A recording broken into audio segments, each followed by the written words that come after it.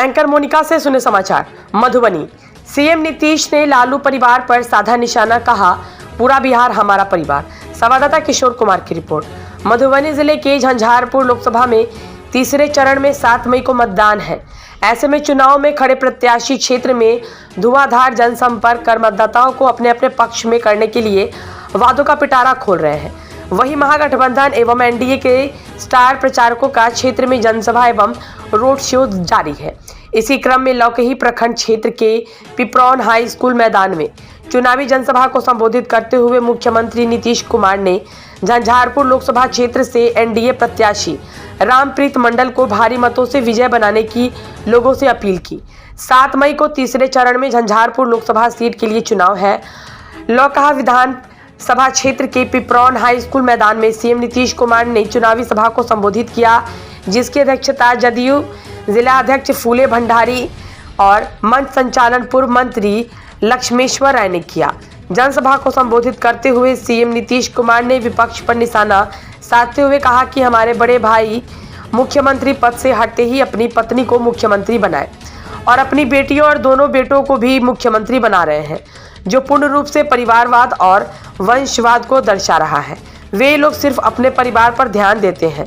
मेरे लिए तो पूरा बिहार हमारा परिवार है। इसके साथ ही बिहार सरकार के द्वारा दी जा रही कल्याणकारी योजनाओं के बारे में बताते हुए सीएम नीतीश कुमार ने बिहार सरकार द्वारा किए जा रहे कार्यों एवं उपलब्धियों के बारे में जानकारी दी। इसमें रिजर्वेशन लागू किया। आज बिहार पहला स्टेट हिंदुस्तान में है जहां पर 30,000 महिलाएं पुलिस में है। जो महिलाएं घर से निकलने में उनको दुश्वारी होती थी, आज फोर्स के तौर पे चौराहों पर हमारी हिफाजत कर रही है। अभी तालीम के मामले में जो इनकलाब जनाब नीतीश कुमार बिहार लाया, इसके नतीजे में हर जिला में इंजीनियरिंग कॉलेज, तकरीबन 25 जिलों में मेडिकल कॉलेज, हर अनुमंडल में ITI, ये सब इनकलाबी कदम उठाए गए। इस तरह से जनाब नीतीश कुमार बिहार ने बिहार को दशा दिशा बदल दिया और ये सब हम सबको तरक्की के लिए काम करें। सड़कों के क्षेत्र में, रोड के और दीगर क्षेत्रों में काम किया, जो काबिल मुबारकबाद। समाजवादी की धरती, स्वर्गीय हरिप्रसाद शाह जी की जन्मभूमि, उत्तम बाबू की जन्मभूमि, अब्दुल है पयामी की जन्मभूमि और मिथिला के हृदय स्थली और मैं, मेरे गार्जियन, बिहार के बच्चों का गार्जियन, हम सबों को शुभचिंतक परम आदरणीय मुख्यमंत्री श्री नीतीश कुमार जी का मैं हार्दिक अभिनंदन और स्वागत करता हूं। जोर से थपड़ी बजाकर आप लोग स्वागत। मेरे प्यारे भाइयों, आज की इस सम्मानित सभा के और धनिकलाल मंडल जी की भी धरती, जो सोशलिस्ट के नाम से जाने जाते थे, हम सबों का अभिभावक थे, उन धरती को भी मैं हार्दिक स्वागत और नमन। आज इस सम्मानित सभा की अध्यक्षता हमारे जनता दल यू के जिला अध्यक्ष श्री फूले भंडारी जी कर रहे हैं, उनका स्वागत करता हूं। और हमारे बीच माननीय मंत्री जल संसाधन श्री विजय कुमार चौधरी जी, उनको स्वागत करते हुए माननीय पूर्व मंत्री और राज्यसभा और हमारे मिथिला के हृदय का सम्राट श्री संजय झा जी को स्वागत करते हुए आदरणीय मंत्री श्री शीला कुमारी मंडल जी, पूर्व विधान पार्षद श्री विनोद सिंह जी, संगठन के प्रभारी कयूम अंसारी जी और रत्नेश सदा जी, माननीय मंत्री, पूर्व मंत्री श्री लक्ष्मेश्वर राय जी, विश्वसूत्री के उपाध्यक्ष श्री ललन मंडल जी, संसदीय जितेंद्र पटेल जी, अरविंद ज्योति प्रभारी कमलाकांत भारती जी, आनंद कुमार दास जी, पूर्व विधान पार्षद सतीश शाह जी, तेतर मंडल जी, वरुण बिहारी यादव जी,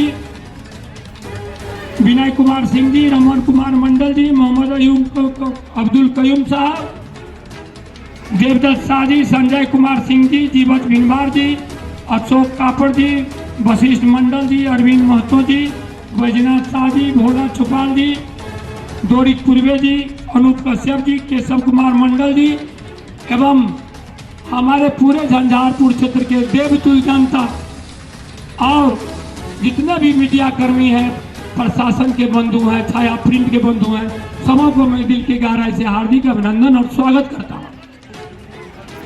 मेरे प्यारे भाइयों बहनों, मैं क्या कहूंगा, हमारे बीच हमारे आदरणीय मुख्यमंत्री जी एक अति पिछड़ा के बेटा को दोबारा भरोसा और विश्वास देकर के टिकट दिए हैं। मैं आप सबों से आशीर्वाद लेने के लिए, अगर मुझसे किसी प्रकार की गलती 5 सालों में हो गई है तो मैं माफ़ी चाहता हूं और आप सबसे यही गुजारिश करूंगा, आग्रह करूंगा कि आदरणीय मुख्यमंत्री जी, आदरणीय प्रधानमंत्री जी, आदरणीय चिराग पासवान जी, आदरणीय जीतन राम मांझी जी, आदरणीय उपेंद्र कुशवाहा जी की पार्टी जो एनडीए गठबंधन को आप लोग हाथ को मजबूत करिए और मुझे आशीर्वाद देने की काम कीजिए। मैं जहाँ भी दिल्ली में रहूँगा, साहब माननीय मुख्यमंत्री जी का जो भी आशीर्वाद, जो भी आदेश होगा, मैं आप लोगों के बीच में लाकर रखूँ।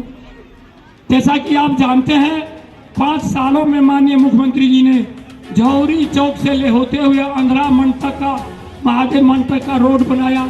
1 साल पहले माननीय मुख्यमंत्री जी ने आरसीटी का रोड कुनौली बॉर्डर से बुथा चौक तक बनाया। आदरणीय मुख्यमंत्री जी ने गरीबों के लिए जो काम किया वो हम कहने की जरूरत नहीं है। इसीलिए भाइयों एवं बहनों, कहावत में है, बच्चे पढ़े नहीं किताबों के बिना, अब बिहार चलेगा नहीं सिडनी टेस्ट के बिना। इसीलिए मैं इतना ही कह करके मैं अपनी वाणी को विराम देता हूं और हमारे परम पूजनीय आदरणीय मुख्यमंत्री जी को आशीष वचन आप लोगों को देने के लिए आग्रह करता हूं। बहुत बहुत धन्यवाद। जय बिहार, जय। आप समझ लीजिए कि जब से हम लोग काम करना शुरू किए हैं 2005 के नवंबर से, और तब से ही पूरे राज्य में सब तरह का काम हुआ। और उसके पहले ये लोग जो काम करते थे, कांग्रेस के थे या और भी दूसरे थे, ये सब सोच लीजिए कि लोग शाम में घर से बाहर नहीं निकल पाते। कहीं आप समझ लीजिए कि हिंदू मुस्लिम के बीच में भी काफी झगड़ा होता था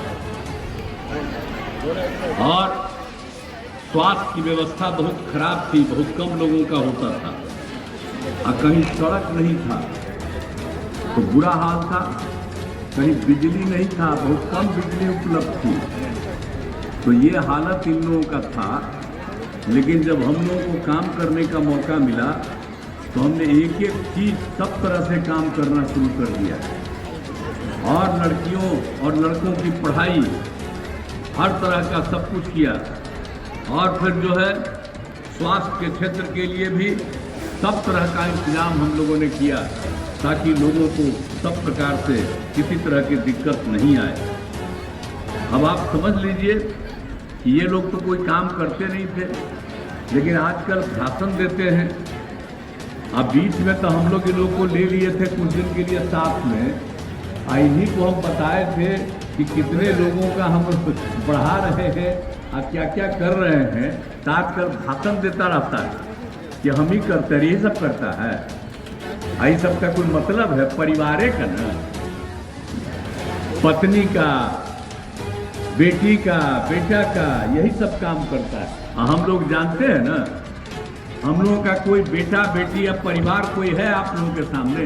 हमारे लिए पूरा बिहार एक परिवार है और इसके जितने लोग हैं सब हमारे परिवार के अपने यहाँ जब धंधा करता रहा, कोई काम नहीं करता, तो इसीलिए हम आपको बता रहे हैं।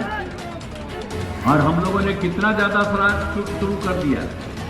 आप समझते हैं लड़कियां पढ़ नहीं पाती थी, उनके पढ़ने का इंतजाम करवा दिया, सब तरह से करने दिया। और फिर उसके लिए हम लोगों ने लड़कियों के लिए पोशाक योजना शुरू की, लड़कों के लिए भी पोशाक योजना शुरू की। और 9वीं क्लास में जब लड़की गई उसके लिए हम लोगों ने साइकिल योजना शुरू की।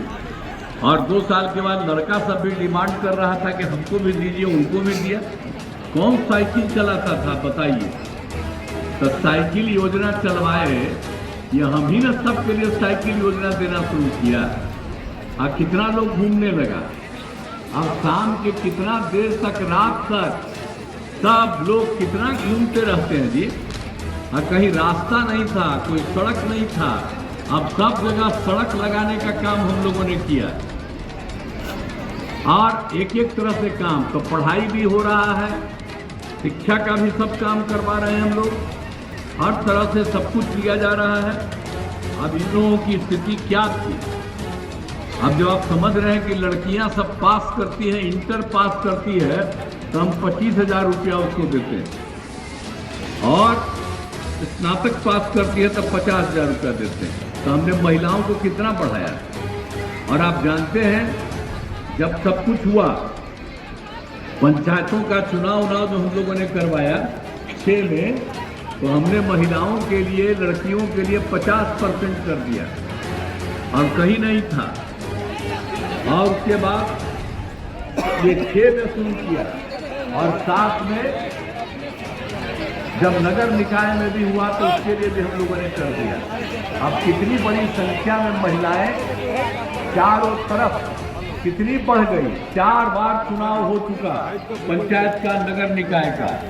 अब कितनी बड़ी संख्या में महिलाएं चारों तरफ हैं। तो एक एक तरह से हम लोगों ने सब तरह का काम किया, तो हर तरह से किया है, और लड़कियों के पढ़ाई के लिए भी किया है। तो आप जानते हैं हालत क्या था, लड़कियां पढ़ती नहीं थी, पढ़ी नहीं थी। C5 में प्रजनन दर क्या था, 4.3, और हमने लड़कियों को पढ़ाना शुरू करवा दिया, तब प्रजनन दर घट के 1-1.5 साल पहले हो गया 2.9। अब नया सर्वे हो रहा है तो उससे भी ज़्यादा। तो हमने इतना ज़्यादा सबको पढ़ाया है, एक एक चीज़ को याद रखिए। तो एक एक चीज़ को लोग आजकल भुला जाता है, भूलिएगा मत। हर तरह से जो कुछ भी काम होता था, अब आप समझ रहे थे कि पहले जब एक शिक्षा का काम करते थे तब प्राथमिक शिक्षा केंद्र में 1 महीना में कुल मिलाकर के 39 लोग आते थे, यानी एक दिन में 1 या 2। हमको इतना खराब लगा, और 6 से ही हमने उसका काम शुरू किया कि सबका इलाज ठीक से होना चाहिए। और अब मालूम है कि प्राथमिक स्वास्थ्य केंद्र में अब हर महीने करीब 11,000 लोग अपने इलाज के लिए जाते हैं। तो कितना बड़ा परिवर्तन हुआ, इसको भूलना नहीं है। ये सब कभी आवेगा तो कुछ नहीं करेगा, सब चीज खत्म हो जाएगा। इसीलिए हम आप सब लोगों से आग्रह करेंगे कि एक एक चीज को ध्यान दीजिए। हिंदू मुस्लिम का झगड़ा करता था, आवाज चलाता है कि मुस्लिम हमारा है, वोट देगा, तो हम तो मुस्लिम कम्युनिटी के भी लोगों को कहेंगे कि क्या काम हुआ था जी। मदरसों को कोई सरकारी मान्यता दिया था, और जब हम ही लोग आए तब ना उनके मदरसों को हम लोगों ने दे दिया कि उसमें जो पढ़ाता है उसको जो सरकारी में पैसा देते हैं, जितना हम लोग मान्यता देते थे, और उसको शिक्षकों को सरकारी शिक्षकों की तरह उसको भी बराबर देते हैं। इसके अलावा आपस में इतना जो झगड़ा होता था, तो आप जानते हैं ना कि कब्रिस्तान का क्या हाल था। हिंदू मुस्लिम के इलाकवा में जो कब्रिस्तान था वहीं पर मुश्किल होता था झंझट। तो हम तो 6 में ही तय कर दिए, और उसी समय समूचे का तय करवा दिया उन लोगों के साथ बातचीत करके। तो 8,000 के करीब, उससे थोड़ा सा ज़्यादा हुआ, तो उसको तो हम लोग पूरा का पूरा कर दिए।